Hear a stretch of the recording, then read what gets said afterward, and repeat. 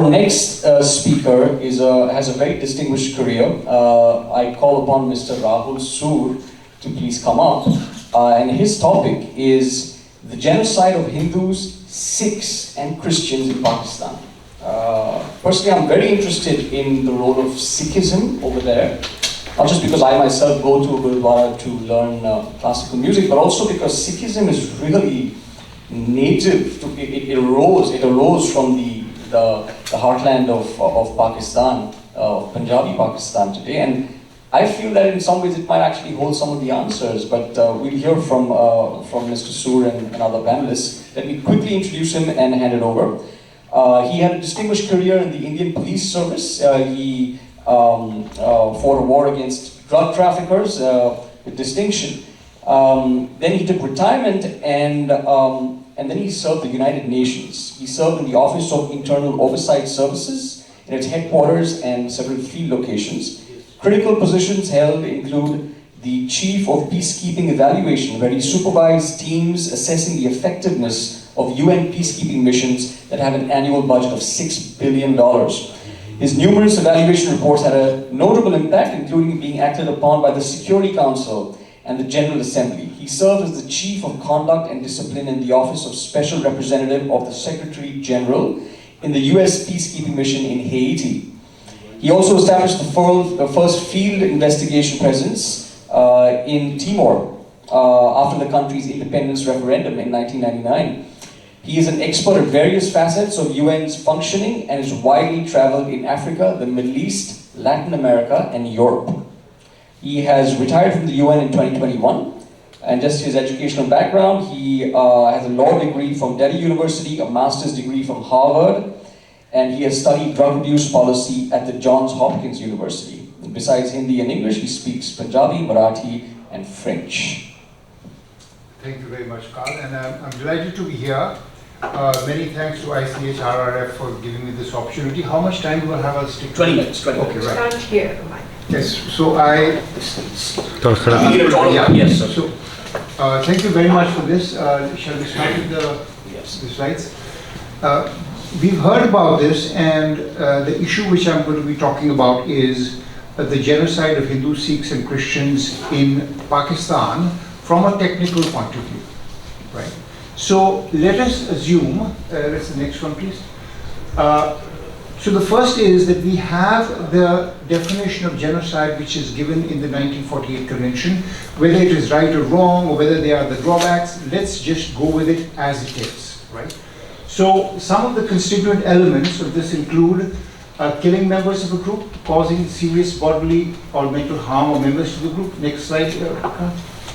Deliberately inflicting conditions on the group calculated to bring about this physical destruction, imposing measures to intend birth, and forcibly transferring children of the group to another group. Now these are, it's not that all of them have to be present, one of them also is sufficient, right? Okay, next one. So now the genocide is very important because, you know, when can a genocide occur? And what I'm quoting from is what the United Nations says. Consequently, it's not my opinion. The UN official stance is that it's a crime that can take place both in times of war and in peace, and history has shown that it is a process. In other words, there can be a cataclysmic explosion sometimes, but not necessarily, right? And there are warning signs that mark the road to genocide. Next. Who's accountable? Again, everybody who is involved in this, that is whether they be individuals, whether they be officials, or whether they be leaders with sovereign immunity. Next. Now, let's come straight to the two factors. There's a lot of writing and material on genocide. It's become an academic subject. There are journals written on that. There are abstruse documents written on that. Many fine points are argued endlessly. But for the sake of the genocide, two aspects are important. One is the physical element, and the second is the element of intent.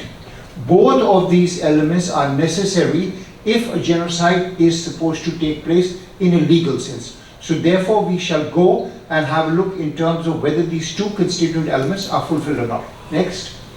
Now, if I were to sum up for this distinguished audience, The case which I'm going to present to you, it's not my words, it is the words of a Pakistani academic.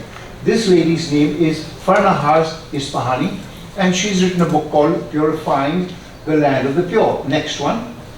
And this is a quotation which encapsulates the case which we have it. That is, I call it a drip genocide. Because it's the most dangerous kind of wiping out of communities.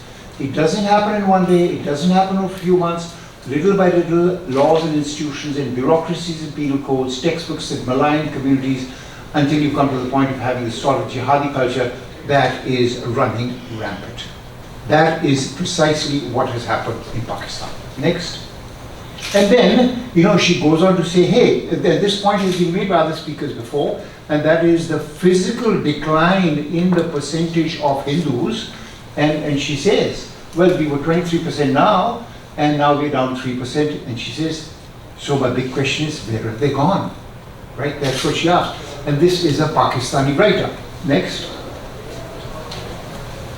On the other hand, if we were to say that, well, there is some reason how you can account for this massive decline in the population, that really doesn't pan out, because on the other side you have a massive increase in the Muslim population of Pakistan, to the extent that it is now considered a demographic giant. And if you read Pakistani newspapers, you will find there is a lot of concern about its burgeoning population and the birth rate, which is far outstripping the country's ability to give it a reasonable standard of living. So therefore there has been a completely contradictory trajectory in the increase in the Muslim population and in decrease in the population of the minorities. Next. So again, here's another lady. Her name is Aisha Siddaka, and I was looking at her, and she's supposed to be writing on issues which other people don't dare talk about. And she makes the same point. And she said they were 26.4% now, and they are less than 5%, and if conditions do not change, even this percentage will disappear. These are not my words, these are the words of some Pakistani dissidents who have bravely spoken out and are now projecting into the future as to what is likely to be the physical extent of the minority population in Pakistan. Next. The New York Times. Again, when the debate took place in India about the CAA, there was a pushback in terms of, hey, you know what, they've not really declined that much, and you are exaggerating, and consequently there's no real case for CAA. Those kinds of, the numbers have become debatable. But the point is that that's why I've not given the exact number right now, but the New York Times has said, well, and this is, there were 20.5% of the areas that now form Pakistan. In other words, they excluded East Pakistan in their estimate when doing this. And then 1998, they had the last census by religion, and they said it was 1.6%. And most estimates say it has further dwindled in the past decades. The New York Times, quote unquote, the paper of record for the left. Right? Let's go on. Again, Christians. This is again a quote from a book which I recommend that. It's on Deobandi militancy in Pakistan, and they talk about what is the condition of there. Sheer poverty, doing menial roles such as sanitation, agricultural labor, and they are referred to by an insulting term, which means musalli, which means immoral, low caste, and polluted. So this is also the other minority in Pakistan, which are the Christians. Next. And there is a chapter in this book, and again they talk about what are the kinds of challenges which are facing Christians out there: persecution, killing, sexual exploitation, are some of the atrocities which are faced by Christians today. Next. And we come to the Sikhs. It's the same thing. Once in a while you would have read cases in which the Sikhs have had to be evacuated from Afghanistan, but also in Pakistan. They've attacked gurdwaras out there, and it's the same thing. They are attacked out there, they are flee out there, they are welcomed with open arms in India by a government which is quote unquote supposed to be persecuting Sikhs. Actually, it's exactly the opposite. That Sikhs have a wonderful home in our beloved country, India. and therefore they said, well, they had to migrate to practice their faith without fear. So again, Hindus, Sikhs and Christians, exactly the same kind of atrocities which they are facing. Next. The Dawn, Pakistani newspaper. Now, there is a liberal element in Pakistan which recognizes that they have done their minorities no favor. One of the slightly liberal newspapers is The Dawn, in which it says, you know, it says, religious minorities have been made invisible, many are scared of a public discussion. Why? Because their condition is so bad. Next. Now let's come to the second critical element about which much academic ink has been spilled, and that is the question of intent. How do we say that Pakistan intended to commit this genocide? That's the question. Let's look into that. Right. Now, this quotation which I put up is from the ICHRRF, that is the International Criminal Court for the former Yugoslavia, for International Court for Rwanda, and the International Court of Justice, in which basically they say it is a question of circumstantial evidence, the scale of the atrocities, the fact of deliberately and systematic targeting victims, while excluding other members of the group. So if you don't have a confession, then this is the standard which has been set up in international law for determining whether there has been a genocide. So now let's see whether this element has been satisfied. Next. To that, following the legal trail, I looked at the normative guidance by the United Nations. Now they have an Office of Genocide Prevention. In that they have issued guidance. This guidance is contained in the framework of analysis of atrocity crimes. That it's a kind of a checklist, right? Like you go to a doctor and the doctor will check various things. This is also a kind of checklist. What does it say? Next. It says that you have to address the issue of the reasons, aims, or driver that justify the use of violence. And indicator 4.7 requires considering ideologies based on the supremacy of a certain identity or on extremist versions of the identity. Thus, it seeks to answer the question, why did the people commit genocide? Now, we continue our search for tangible evidence to the next step and have a look at what the UN documents say about which extremist ideology is being talked about. That's the mystery. Next question. So, what we find, that Islam is mentioned in UN documents that refer to the plight of minorities. Next one. For example, I've given some quotations. 2023, girls as young as 13 are forced to marry and convert to Islam. Next.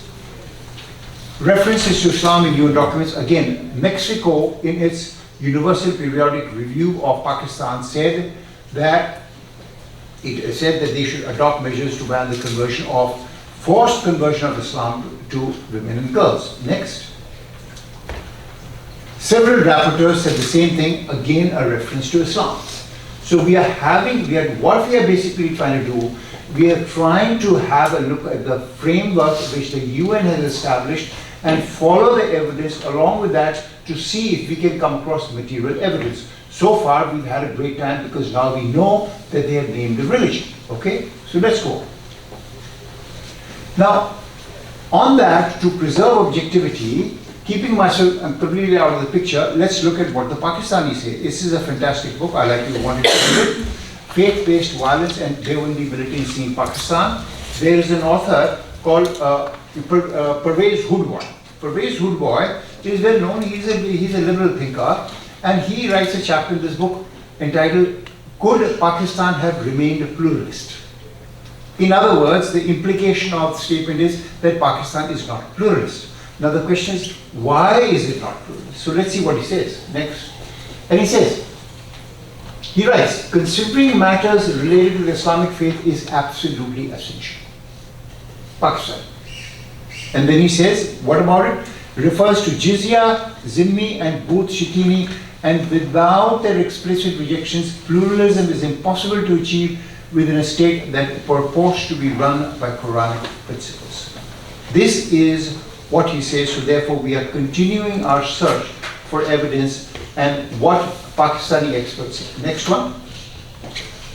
And then he refers to jizya being a symbol of humiliation and that they should, zimmis that are non-Muslims, They should not be regarded as full-fledged citizens even if they are citizens.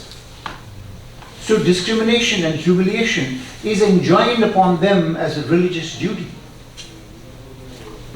This is a very important, they are not allowed to build churches or temples, yet Muslims, if they wish, are permitted to demolish all Muslim, non-Muslim house of worship in any land they conquer.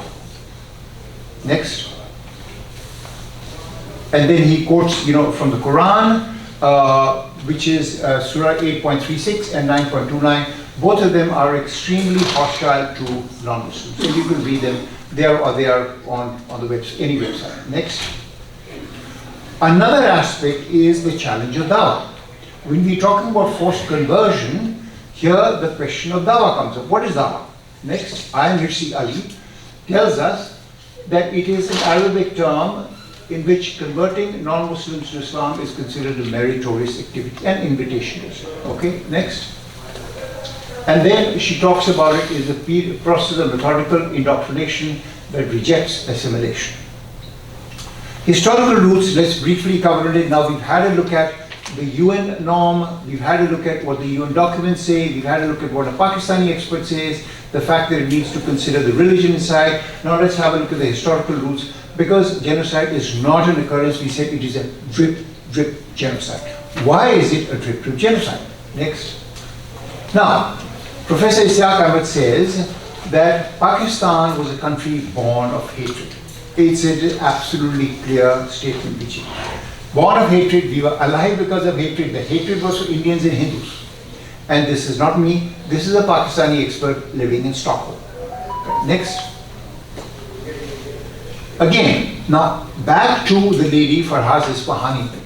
And here she really nails it. And this is critical and worth reading. The real culprit in the widespread persecution of religious minorities in Pakistan was a desire to create a purer Islamic state. As Jinnah lay dying, already the political and bureaucratic wheels are moving towards a more Islamic state. In other words, we are talking about a clear isolation and identification of a religious motive in what was happening in Pakistan, according to Pakistani sources. Next. And during the movement to create Pakistan, we saw supremacist slogans.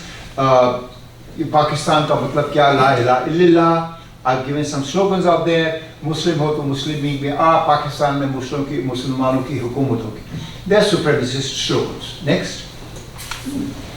And people, Jinnah made a very famous speech on 11th August 1947, in which they always quote, you are free to go to your temples, you are free to go to your churches, and now the state has nothing to do with you, and in time you will disappear as Hindus and Muslims. So a Pakistani blogger said, hey, that's not a fact. That's just not a fact, because he made many speeches before that and after that, which reaffirmed his Islamic identity. Next one. And in fact, Stanley Wolpert, who wrote a admiring biography of Jinnah, he was also baffled by the 11th August speech. He said, what was he talking about? It was completely opposite of what he had he forgotten what he was saying? Was he arguing for a case for India? So therefore, that 11th August speech is something which is held out by the international community as a true intent, but it was not. Okay? Objectives resolution of Pakistan, this one back, objectives resolution of 1949, which they said supremacy belongs to Allah. All objections of the Hindus were ignored. Pakistan did not protect its minorities under the Liaquat and Nehru Pact of 1950. Next. We have seen the genocide in Bangladesh, which has been attested to with the blood telegram. Next one, we have got a quote from Arthur Blood, in which he says that what is happening out there is a genocide. Next. 5 minutes. Yeah, and the genocide continues. How does it continue? Next. One is imposing measures intended to prevent births within the group. If you convert a girl into Islam, she cannot give birth to a Hindu child. Next. And again, these are the figures. How many Hindu women are converted to Islam? Next. And again, these are the plight which are suffered out there: trafficking, sexual exploitation, marriage, domestic servitude, etc. Next. Again, it's the same thing which the UN is talking about: religious conversion suffered by women. USCIRF, again the same thing, blasphemy, killings, desecration of houses of worship. Next. This is very important. They are teaching hatred through the textbooks. Next. They said that the most effective way to destroy and to fuel conflict is to teach hatred. That's exactly what they're doing. So they are preaching hatred, which has been recognized in studies. Next. There's an article in Dawn. It says that prejudice and intolerance and non-Muslims are viewed as enemies of Islam. Next. So what they found was that they are portrayed as inferior, and Hindus are described as extremists whose culture and society is based on cruelty and injustice, and that Hindus should be very grateful for the generosity which has been extended to them by Muslims. Next. This is the same thing. Next. And then you come to faith. Next. Attacks on faith. I've given some slides on how the temples and churches are attacked. Next. Again, this is a slide on how there is a reduction in the Hindu temples. Next. The same thing, Pakistan's crumbling Hindu identity. Next. Amnesty International says the same thing, talking about how Pakistani Hindus are denied that, and therefore how they are stopped from rebuilding the temples. Next. Again, it's the same refrain from Amnesty International talking about their temples. Next. Hindu temple demolished, Times of India. Next. Again, it's the same story for Christians. Their churches are attacked. They're attacked in packs. Next one. And that is, when there is an allegation of blasphemy, they will turn out in droves. They will go out there, and sometimes they will also pull down the church using cranes. And this is what is written out there. Next. Social apartheid. Next. That's another form, that is where they say, well, Muslims, if you want sewer cleaners, they will only be Christians or Hindus. Social apartheid. Next. And this is a book on Indus River, which is a book which you must read. It's called Empires of the Indus, in which he talks about when the depressed classes, when Pakistan was formed, started leaving Karachi. Karachi was a clean city and had experienced a sanitation crisis. And they imposed measures on them that has stopped them. So the Indian ambassador told the Prime Minister of Pakistan, what are you doing this? Do you think Hindus are only meant to clean the latrines of Pakistan? He said, who else will do it? So this is written in this book. I suggest you read this book. Next. Job discrimination. The same story continues based on religion. Next. De facto slavery, in which they work in brick kilns, because this is all indicative of the web of intent against them. Hindus also converted because they were refused assistance during the torrential floods of 2022. Next. And the joint concern which is expressed by rapporteurs. So this is one of the strongest evidences that so many rapporteurs which are mentioned out there, they all wrote an open letter to the Prime Minister of Pakistan. Next. Next one. So concluding argument is there has been a steep decline in the percentage of Hindus, Christians and Sikhs as contrasted with the massive rise in Pakistan's Muslim population. Next. And it has and it's continued drip, drip, drip. The real culprit in the widespread persecution in the case of Pakistan was to create a purer Islamic state. Again, the quotation of Faraz Isfahani. Next. And that means that Dhimmis had to be converted and discriminated against. It was manifested in the hatred to create Pakistan, and this hatred was operationalized within the state structure and mainstreamed into society by paranoid, inaccurate and supremacist textbooks. Next. And since 1947, the state of Pakistan, created in the name of Islam, has kidnapped, killed, raped, sexually abused, imprisoned and illegally converted, discriminated against its Hindu, Christian, Sikh minorities, with women and girls as their preferred targets. Next. And so therefore their temples, churches, gurdwaras have been burnt, bombed, vandalized and destroyed. Violent mobs have rained terror on them. The laws supposedly protecting them have proved meaningless. Next. And they were essentially targeted only for their faith. Next. So basically what we are saying is that the legal case against Pakistan stands concluded in terms of its physical and intent element, and therefore what we plan to do is we plan to write to the UN Human Rights Council, and we are soliciting signatures for that, for them to adopt a similar criminal tribunal for Pakistan as it has been done in Yugoslavia, former Yugoslavia, and in Rwanda. So therefore it's not only an academic thing, it is an activist thing. The UN is not going to do anything because the UN is a failing organization. I believe in UN ideals, but it is problematic in terms of what the organization is not doing. So therefore, through Dr. Adityanji, we solicit your signatures, and then you can use this as a platform for creating the narrative, which is absolutely essential. In addition to that, we have already filed a complaint against Sharia and the violation of women's human rights, which is already there. If you want it, we can send it to you. Do use that also for your narrative building. Thank you very much. Thank you, Mr. Rahul Sur, for a very thorough presentation.